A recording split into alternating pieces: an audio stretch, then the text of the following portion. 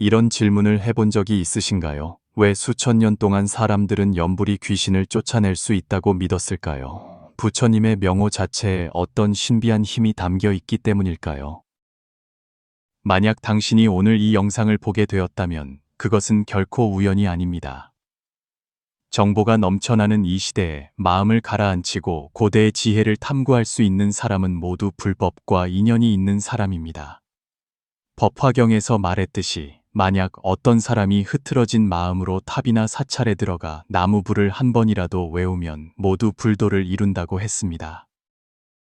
하지만 오늘 저는 당신의 인식을 뒤엎을 수도 있는 진실을 알려드리고자 합니다. 관세음 보살님께서 하신 말씀 한마디가 염불로 귀신을 쫓는 이면에 숨겨진 진짜 비밀을 드러냈습니다. 그분께서는 중생들이 염불 소리를 두려워하는 이유는 부처님 명회 위력이 있어서가 아니라 바로 라고 하셨습니다. 잠깐만요. 답을 너무 서두르지 마세요. 댓글에 나무관세음 보살을 입력하여 자신과 가족을 위해 축원해 주세요. 왜냐하면 지금부터 제가 나눌 내용이 이 현상에 대한 당신의 이해를 완전히 바꾸고 심지어 영적인 세계 전체에 대한 당신의 인식을 바꿀 수도 있기 때문입니다. 많은 사람들은 염불이 날카로운 보검을 든 것처럼 사악한 말을 베고 어두운 기운을 흩어버릴 수 있다고 생각하지만 진실은 그보다 훨씬 더 심오하고 아름답습니다. 관세음 보살님의 이 말씀의 깊은 뜻을 진정으로 이해하게 되면 우리가 지금까지 잘못 이해하고 있었다는 것을 깨닫게 될 것입니다. 이것은 단지 귀신에 대한 이야기가 아니라 내면 깊은 곳으로 통하는 문입니다. 오늘 우리 함께 이 문을 열고 세월 속에 묻힌 고대의 지혜를 탐구하며 염불의 진정한 오묘함을 이해해 봅시다. 이 문제를 이해하기 위해 우리는 먼저 불교의 가장 기초적인 가르침으로 돌아가 해답을 찾아야 합니다. 불교의 우주관에는 육도윤회가 존재합니다. 천도, 인도, 아수라도, 축생도, 아귀도, 그리고 지옥도입니다. 그중 아귀도의 중생, 즉 우리가 흔히 말하는 귀신은 살아생전 탐욕이 지나치고 인색함이 습관이 되어 떨어진 경계입니다. 지장보살 본원경에는 이 중생들의 상태가 상세히 묘사되어 있는데 몸은 바짝 마르고 목구멍은 바늘 같으며 입에서는 불을 토하고 걸음걸이는 바람보다 느리다고 했습니다. 이것은 우리를 겁주기 위함이 아니라 깊은 도리를 설명하는 것입니다. 이 중생들은 거대한 고통을 겪고 있으며 그들의 두려움과 고통은 우리가 상상하는 것보다 훨씬 심각합니다. 염불 법문의 기원은 석가모니 부처님 시대로 거슬러 올라갈 수 있습니다. 무량수경에 따르면 아미타불께서는 인행을 닦으실 때 48대 원을 세우셨는데 그중 제18원이 가장 유명합니다. 제가 부처가 될 때 시방세계의 중생들이 지극한 마음으로 믿고 기뻐하며 제 나라에 태어나고자 하여 내지 10번을 불렀음에도 태어나지 못한다면 저는 차라리 정각을 이루지 않겠습니다. 이것이 바로 염불 법문의 근원입니다. 하지만 여기서 많은 사람들이 간과하는 핵심이 있습니다. 부처님께서는 결코 염불이 무언가에 대항하거나 항복시키기 위한 것이라고 말씀하신 적이 없다는 것입니다. 오히려 염불의 본질은 부처를 생각하며 염불하면 현재나 미래에 반드시 부처를 보게 된다는 것입니다. 그것은 부처님과 보살님과의 마음의 소통이며 자비심의 발로입니다. 관무량수경에서 부처님께서는 우리에게 염불의 진정한 공덕을 말씀하셨습니다. 염불 한 번에 수많은 겁의 죄가 소멸된다. 여기서의 죄멸은 무력으로 무언가를 없앤다는 뜻이 아니라 내면의 정화와 전환을 의미합니다. 우리의 마음이 점점 더 청정해지고 자비로워질수록 자연스럽게 특별한 자기장이 발산됩니다. 상상해 보세요. 한 사람의 마음이 증오와 두려움으로 가득 차 있을 때 그 주위의 기운은 어떨까요? 그리고 한 사람의 마음이 자비와 평온으로 가득 차 있을 때 그 주위의 기운은 또 어떨까요? 이것이 바로 핵심입니다. 선종의 유명한 공안이 하나 있습니다. 한 노스님께서 깊은 산 속에서 수행하시는데 늘 맹수들이 가까이 다가왔지만 결코 그를 해치지 않았습니다. 어떤 사람이 그에게 무슨 비결이 있냐고 묻자 노스님은 웃으며 말했습니다. 저에게는 아무런 비결이 없습니다. 다만 마음속에 그들을 해치려는 생각이 없으니 그들도 자연히 저를 두려워하지 않는 것입니다. 이 이치는 우리가 오늘 논하는 문제에도 똑같이 적용됩니다. 귀신도의 중생들은 비록 형태는 다르지만 그들 역시 감지 능력이 있어서 우리 마음의 상태를 느낄 수 있습니다. 우리가 염불할 때 만약 마음속에 두려움과 대립심을 품고 쫓아내거나 항복시키려 한다면 우리가 발산하는 것은 실제로는 공격적인 에너지입니다. 하지만 우리가 염불할 때 마음속에 자비심을 품고 모든 중생이 고통에서 벗어나 즐거움을 얻기를 바란다면 우리가 발산하는 것은 자비의 에너지입니다. 이 에너지는 쫓아내는 것이 아니라 포용하는 것이고 대항하는 것이 아니라 전환시키는 것입니다. 이것이 바로 우리가 관세음 보살님의 그 말씀을 이해하는 기초를 마련해 줍니다. 진정으로 귀신도의 중생들을 두려워하게 만드는 것은 부처님 명호의 위력이 아니라 다른 더 깊은 차원의 원인입니다. 이제 이 오랜 수수께끼의 핵심을 깊이 파고들어 봅시다. 관세음 보살님께서는 과연 무엇을 말씀하셨을까요? 관세음 보살 가문록에 따르면 한 번은 한 수행자가 관세음 보살님께 물었습니다. 어찌하여 귀신들은 염불 소리를 들으면 물러나는 것입니까? 부처님 명회 귀신을 쫓는 위력이 있기 때문입니까? 관세음 보살님께서는 자비롭게 대답하셨습니다. 중생들이 오해하고 있구나. 귀신도의 중생들이 염불 소리를 두려워하는 이유는 부처님 명회 위력이 있어서가 아니라 그들이 자기 마음속 가장 깊은 곳에서 가장 갈망하면서도 동시에 가장 두려워하는 소리, 즉 집으로 돌아오라는 부름을 듣기 때문이다. 이 말씀에는 지극히 깊은 지혜가 담겨 있습니다. 자세히 분석해 봅시다. 첫째, 우리는 귀신도 중생의 심리 상태를 이해해야 합니다. 불교 유식학의 설명에 따르면 귀신도 중생은 강렬한 탐욕과 집착 때문에 그곳에 떨어진 것입니다. 그들의 마음속 깊은 곳은 갈망으로 가득 차 있지만 업력의 속박 때문에 만족을 얻을 수 없습니다. 이러한 모순이 그들에게 극도의 고통과 불안을 야기합니다. 사막에서 길을 잃은 사람이 몹시 목마르고 배고픈데 갑자기 멀리서 고향의 익숙한 노랫소리가 들려온다고 상상해 보세요. 그는 어떤 기분일까요? 돌아가고 싶지만 이것이 단지 환각일까 두렵고 희망이 클수록 실망도 클까봐 두려워할 것입니다. 이것이 바로 귀신도의 중생들이 염불 소리를 들었을 때의 심리 상태입니다. 부처님의 명호, 나무 아미타불의 뜻은 무량한 빛과 무량한 생명의 부처님께 귀의합니다입니다. 그것은 본성으로의 회귀, 청정함으로의 회귀, 해탈로의 회귀를 대표합니다. 고통 속에서 허덕이는 귀신도의 중생들에게 이 소리는 그들 마음속 가장 깊은 갈망, 즉 해탈에 대한 갈망을 일깨웁니다. 하지만 동시에 이것은 그들의 가장 깊은 두려움을 건드립니다. 왜냐하면 청정함으로 돌아가려면 집착을 놓아야 하고 해탈을 얻으려면 자신의 업력을 마주해야 하기 때문입니다. 이것은 마치 깊은 수렁에 빠진 사람이 구조되기를 갈망하면서도 진정한 구조는 자신의 처지를 인정하고 구조자의 행동에 적극적으로 협조해야 함을 의미하는 것과 같습니다. 능엄경에 이 이치를 잘 설명하는 구절이 있습니다. 일체 중생이 비롯됨이 없는 옛적부터 자신을 미혹하여 사물로 여기고 본마음을 잃어 사물에 이끌려 다니므로 크고 작은 것을 관찰하되 만약 능히 돌이켜 깨달으면 곧 열애와 같아지리라.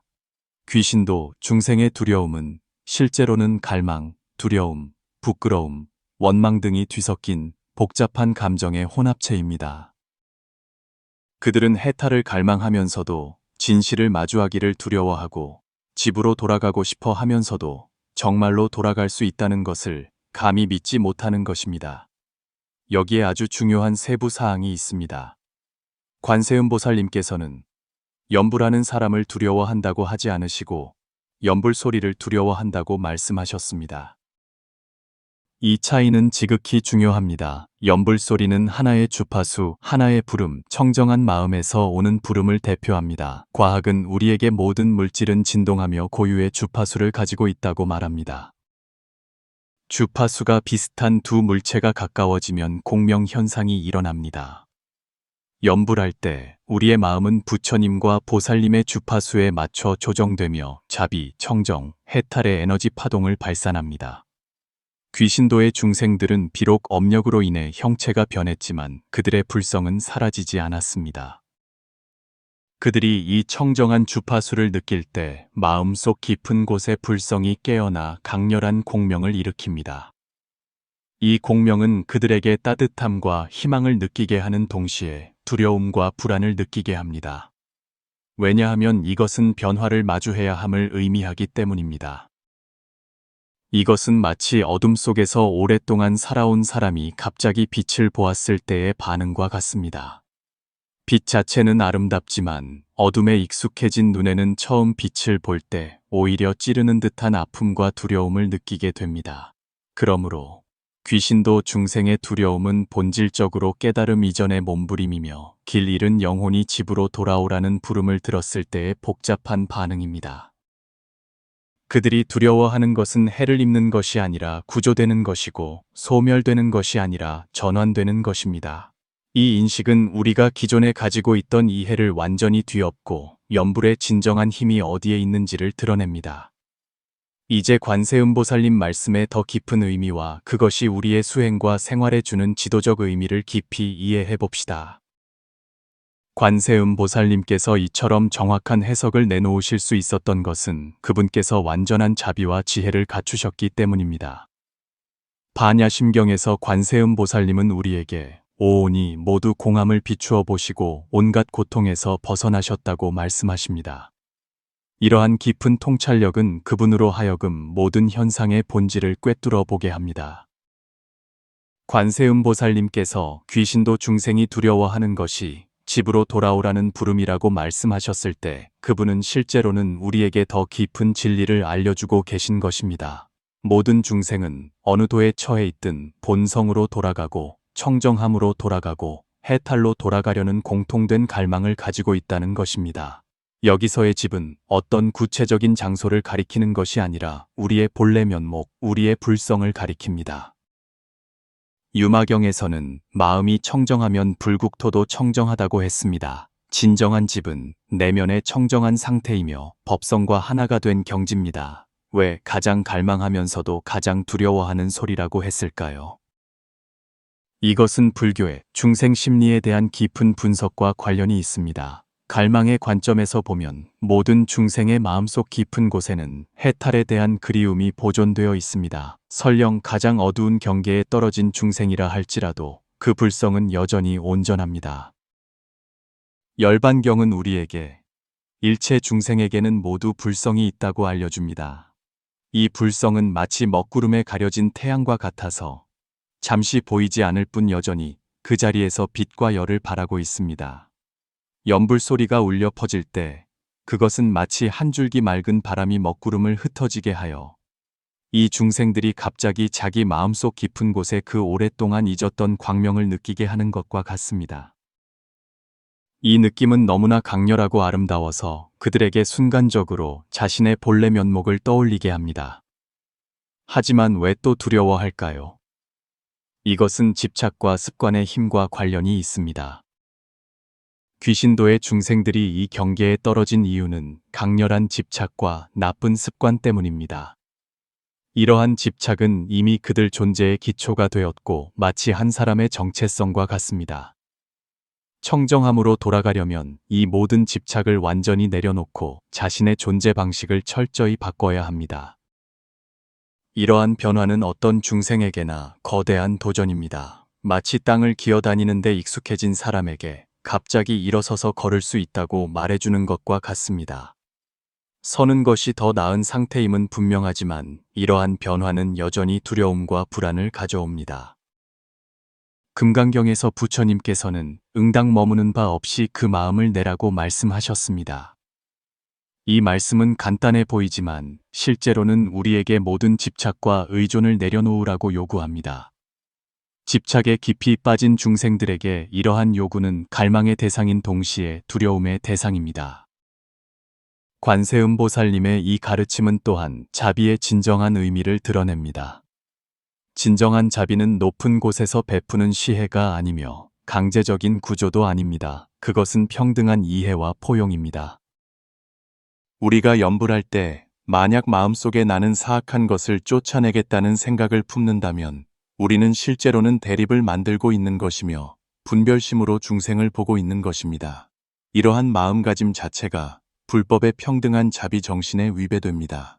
하지만 우리가 염불할 때 마음속으로 원컨대 모든 중생이 이 집으로 돌아오라는 부름을 듣고 모두 청정함으로 돌아가는 길을 찾게 하소서라고 생각한다면 우리는 진정한 자비의 에너지를 발산하는 것입니다.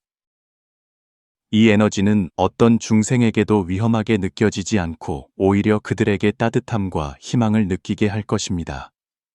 이것이 바로 왜 어떤 사람은 염불할 때 귀신을 감화시킬 수 있는 반면 어떤 사람은 염불할 때 오히려 더 많은 방해를 일으키는지 설명해 줍니다.